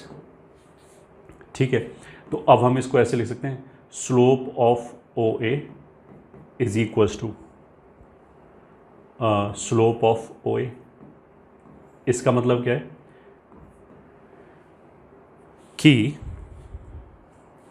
इस लाइन का स्लोप हम दो तरीके से लिख सकते हैं। एक तो हम टेंजेंट के स्लोप से लिख सकते हैं। टेंजेंट का स्लोप कितना होगा, y बराबर ln x को अगर हम डिफ्रेंशिएट करें तो y डैश बराबर 1/x आ जाएगा, और यहाँ से y dash at a will be 1/α आ जाएगा। तो एक तो ये आ जाएगा 1/α इज इक्वल्स टू, दूसरा क्या आ जाएगा, 2 पॉइंट फॉर्मूले से भी स्लोप निकाल सकते हैं कि ओरिजिन अगर है तो ln अल्फा अपॉन, मतलब ln अल्फा माइनस 0, 2 पॉइंट फॉर्मूले से, अपॉन अल्फा माइनस 0, ये हो गया। ठीक है, और ये वाली जो लाइन है, this is y is equals to 1/k times x, ये पर्टिकुलर लाइन है। हाँ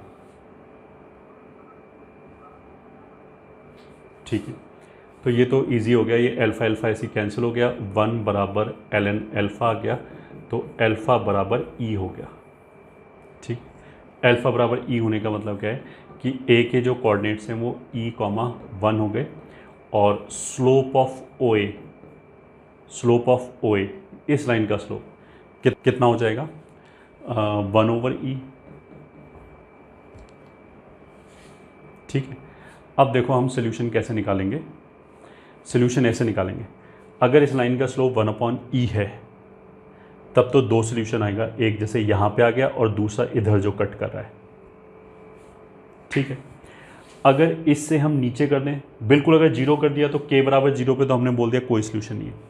अगर इन दोनों के बीच में है स्लोप तो फिर 3 सोल्यूशन आएंगे, 2 सोल्यूशन इधर आएंगे और एक इस तीसरे वाले को कट करेगा।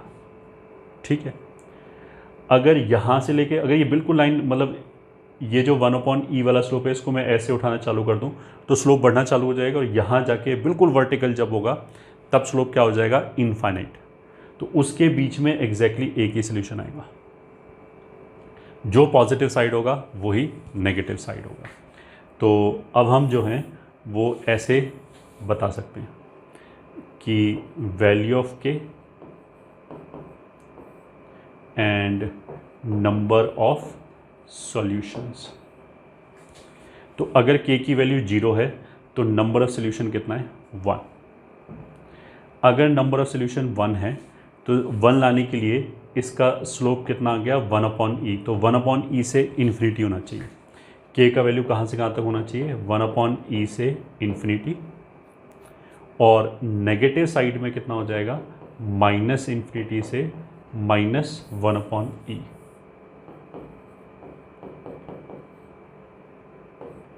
ये हो जाएगा। ठीक है, अगर केवल -1/e या 1/e हुआ तो फिर नंबर ऑफ सोल्यूशन कितने हैं, 2। और अगर ये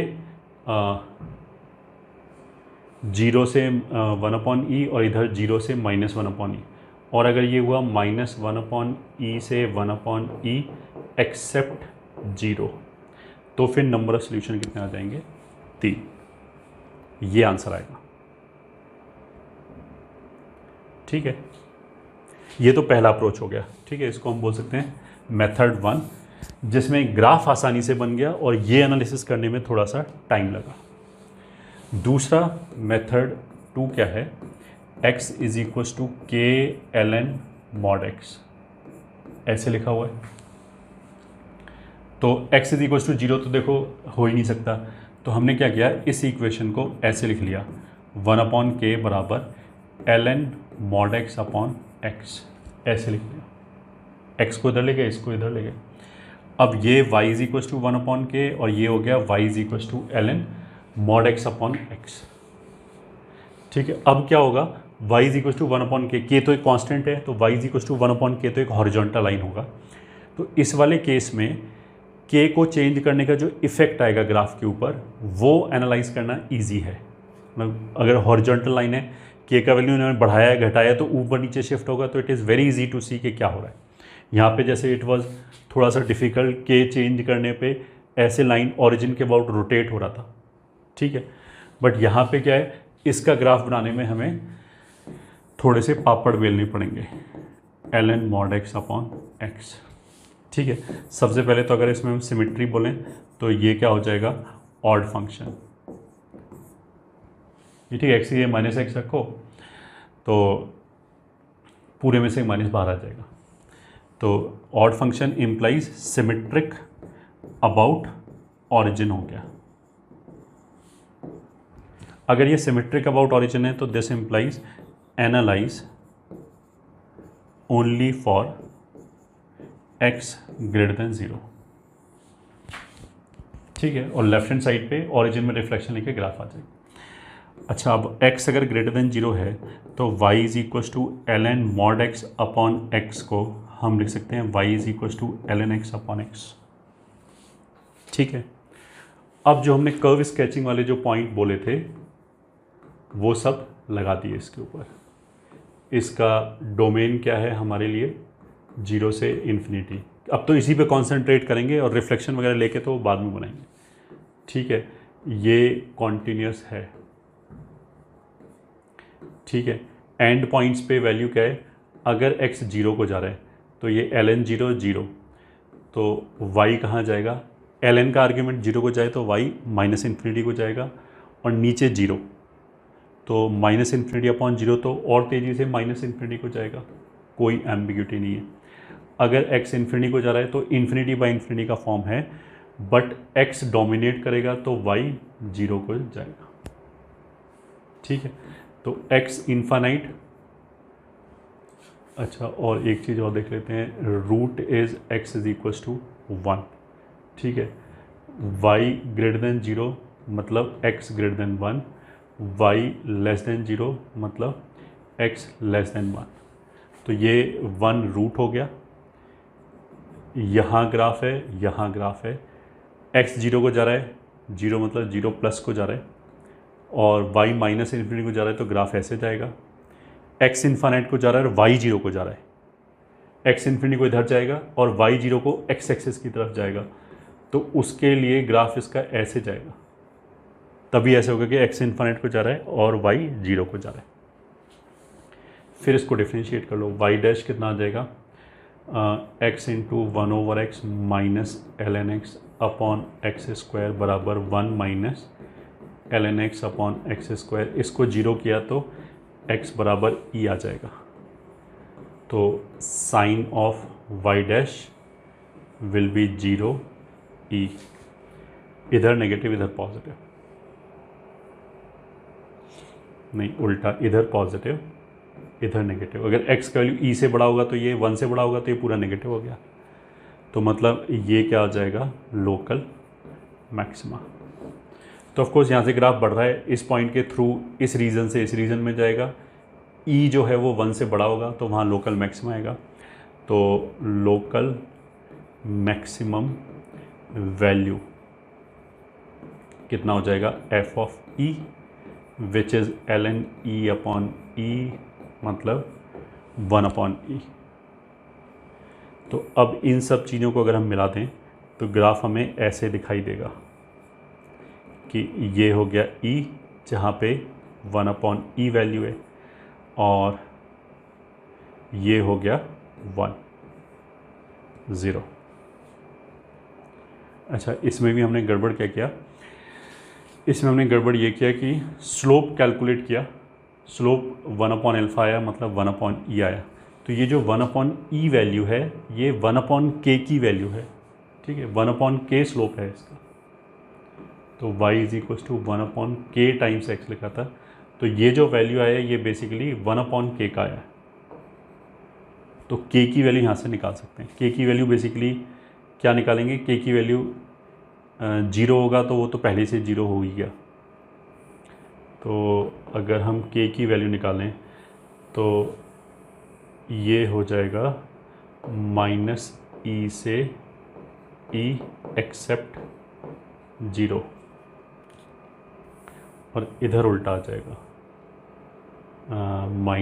-e एंड e, तो ये आ जाएगा, और इधर सॉल्यूशन आ जाएगा -इन्फिनिटी से, रेसिप्रोकल ले रहे हैं उन्हीं वैल्यूज़ का, यूनियन 1 अपॉन ई से इन्फिनिटी। अब ठीक है, तो अब जो फाइनल ग्राफ बनेगा वो हमारा ग्राफ ऐसे बनेगा, ठीक है। एक तो ये आ गया और इसका रिफ्लेक्शन इधर आ गया, ऑरिजिन। ये लाइन हो गया, मान लिया y is equal to 1 upon k, ठीक है। तो ये हो गया 1 अपॉन ई, ये हो गया -1 अपॉन ई। तो 1 अपॉन के की वैल्यू देखो 0 तो हो ही नहीं सकती, ये तो श्योर बात है। तो इस लाइन को छोड़ के अगर यहाँ लाइन खींचा तो 2 सोल्यूशन आएगा, एक यहाँ पे और एक यहाँ पे। इसके ऊपर लाइन खींचा तो एक ही सोल्यूशन आएगा, ठीक है। तो अगेन वैल्यू ऑफ के, नंबर ऑफ सोल्यूशन, के बराबर 0 रखने पे नंबर ऑफ सोल्यूशन 0 आया। के बराबर 0 देखो यहाँ नहीं रख सकते, बट हमने के को इधर ले जाने से पहले, हमने पहले ही चेक कर लिया था के बराबर 0 पे कोई आंसर नहीं आ रहा, ठीक है। ओरिजिनल इक्वेशन तो ये था, इसमें तो हम के 0 रख सकते हैं, इसमें 0 रखा तो नो सोल्यूशन आया, ठीक है। फिर अगर -1 अपॉन ई से 1 अपॉन ई, -1 अपॉन ई से 1 अपॉन ई एक्सेप्ट 0, तो फिर नंबर ऑफ सोल्यूशन कितने आ जाएंगे, 3, ठीक है। फिर -इन्फिनिटी से -1 अपॉन ई तक, यूनियन 1 अपॉन ई के ऊपर, इससे अगर ऊपर खींचा या इसके नीचे खींचा तो एक ही सोल्यूशन आएगा, और केवल -1 अपॉन ई, अच्छा फिर वही गड़बड़ हो गया, 1 अपॉन के की वैल्यू है ये, तो के की वैल्यू कितनी हो जाएंगी, ये हो जाएगा -e से e, और ये हो जाएगा -e से e।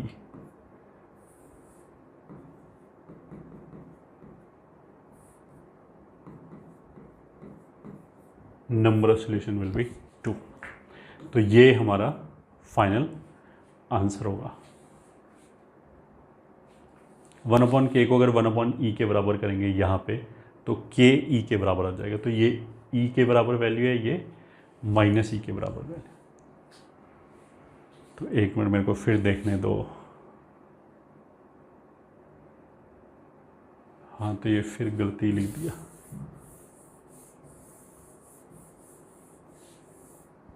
मतलब यहाँ से यहाँ तक जाने में 1 अपॉन के का वैल्यू कहाँ से कहाँ तक जा रहा है, 0 से 1 अपॉन ई तक, तो के का वैल्यू ई से लेके इन्फिनिटी तक जाएगा।